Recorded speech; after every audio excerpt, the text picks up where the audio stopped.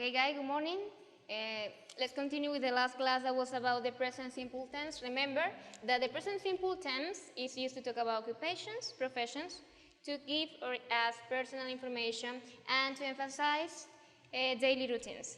En Spanish, recuerden que el presente simple que vimos la clase pasada tenía que ver con ocupaciones, profesiones, información personal y cuando queremos hablar de las rutinas diarias. Now, ahora, we're going to work with the topic, but it's referred to the inflection. The title for this class is Third Person Singular Present Tense Verb Inflection.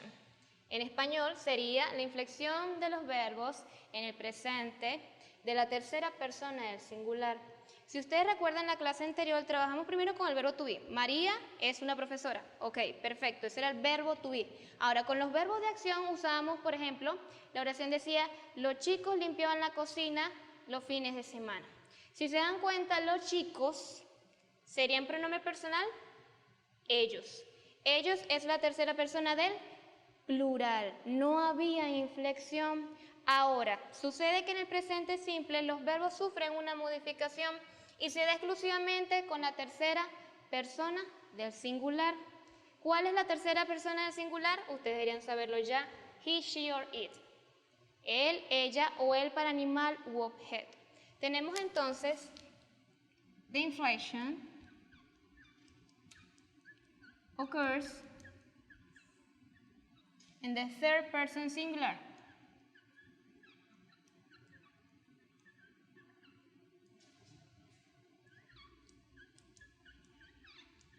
That consists on to put or add es, depending on the verb ending. If the verb ends in ch, for example, watch, we add es at the end. If the verb ends in sh, for example, wash, we add es at the end. If the verb ends in o, for example, go, goes. If the verb ends in x, for example, fix, fixes. If the verb ends in s, dress, dresses. And if the verb ends in z, for example, boss, bosses. Ok, decíamos que la inflexión ocurre solamente en la tercera persona del singular. Ahora bien, tenemos que esa inflexión consiste en añadir una partícula, por ejemplo, es, a las terminaciones de los siguientes verbos. Verbo que termina en ch, por ejemplo, watch, se le añade es. Verbo que termina en sh, por ejemplo, wash, se le añade es. Verbo que termina en o, por ejemplo, go, se le añade es. Termina en x, es. Termina en s, dress, dresses. Termina en z, fíjense en el caso aquí, boss, bosses. Now we have another kind of inflection, for example, with the inflection s. For verb that ends in n consonant. An example could be help, need. We add s at the end. Verbs that end in vowel plus a y. An example could be say, says, play, plays. Ok, tenemos que la inflexión de la S, fíjense, ya no es ES, sino es S. ¿Para cuándo? Para verbos que terminan en N consonante. Tenemos un ejemplo, help, need, termina en P, en D, cualquier otra consonante que no hayamos mencionado, añadimos S. Verbos que terminen en vocal, seguido una Y, colocamos S. Ahora, the third inflection is about the particle IES, when the verb ends in a consonant plus a Y. In this case, an example could be study, that changes the I, the Y for I. And we add ES at the end. So, look at here. La inflexión IES. Tenemos que cuando termina el verbo en una consonante seguido de una Y, el ejemplo study, Fíjense, una Y precedida de una consonante, cambiamos la Y por una I latina y colocamos ES. Esa es la diferencia entre el uso de la S y ES. Termina Y vocal, Y consonante.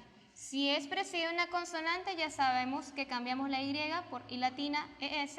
Y si es precedida de una vocal, tenemos entonces que solo añadimos una S. En eso consiste la inflexión de la tercera persona del singular.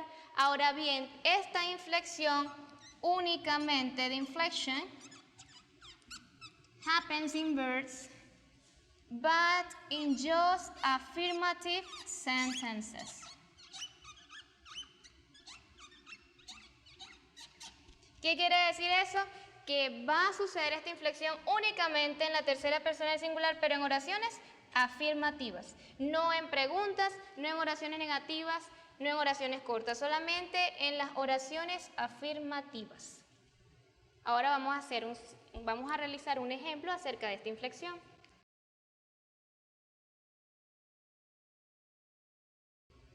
Ok, chicos, vimos la imagen, ahora tenemos la oración aquí a mano derecha. Fíjense ustedes entonces.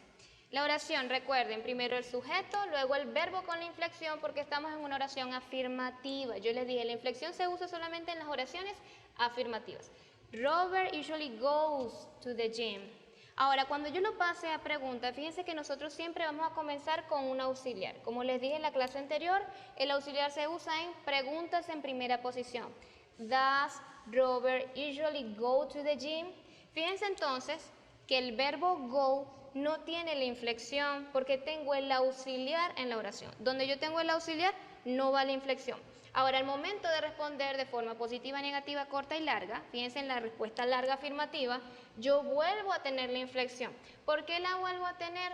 Porque no tengo el auxiliar. ¿Qué me indica a mí el tiempo verbal? La inflexión del verbo. Y como estamos trabajando con he, recuerden, la inflexión se da exclusivamente con la tercera persona del singular. O sea, he, she or it. Aparte, separados. En este caso es he, yo trabajo con la inflexión. Cuando trabajo con la oración negativa, repito nuevamente, uso el auxiliar. Ahí sería he doesn't usually go. Fíjense que el verbo go vuelve a estar en su forma básica porque no está trabajando de forma negativa. Quiere decir que está el auxiliar. Y como está el auxiliar, no va a inflexión. Y recuerden, como siempre les digo, las respuestas cortas. En este caso, cuando digo he does, he doesn't, fíjense que es solamente pronombre y el auxiliar. Pronombre y auxiliar negados, estamos trabajando con una oración negativa, una respuesta negativa.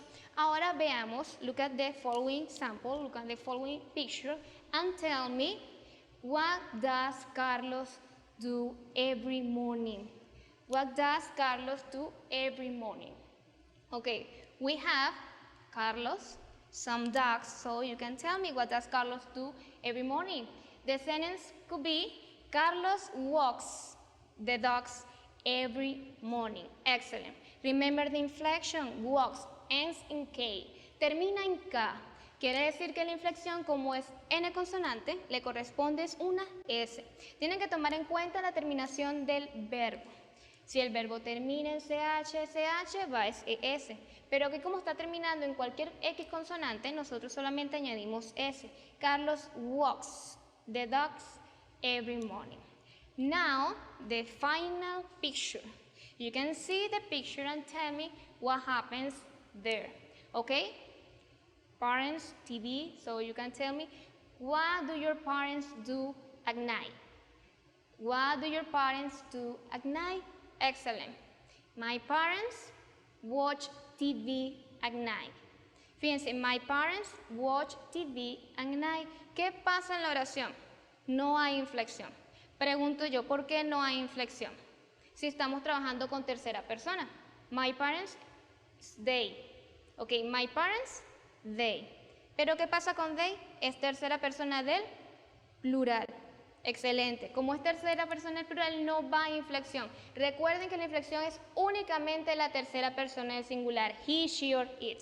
Si yo estoy trabajando con they, con I, con you, con we, la inflexión no va en ninguna de las oraciones. Se trabaja el verbo en su forma base, normal, presente, sin ninguna inflexión de S, ES y ES. Recuerden entonces, inflexión, tercera persona del singular, respuestas afirmativas. Dependiendo de la terminación del verbo es que nosotros sabemos si colocamos ES, S o IES. Espero entonces que hayan aprendido un poco acerca del presente simple, el uso de los auxiliares do y das, el uso del verbo to be que se trabaja de forma aislada y la inflexión del verbo que sea exclusivamente para aquellos verbos que trabajen con la tercera persona del singular en las respuestas u oraciones afirmativas. Si tienen alguna pregunta, bueno, me la realizarán durante la semana que viene que tendremos nuestro chat de videollamadas. Muchas gracias. Que pasen feliz día.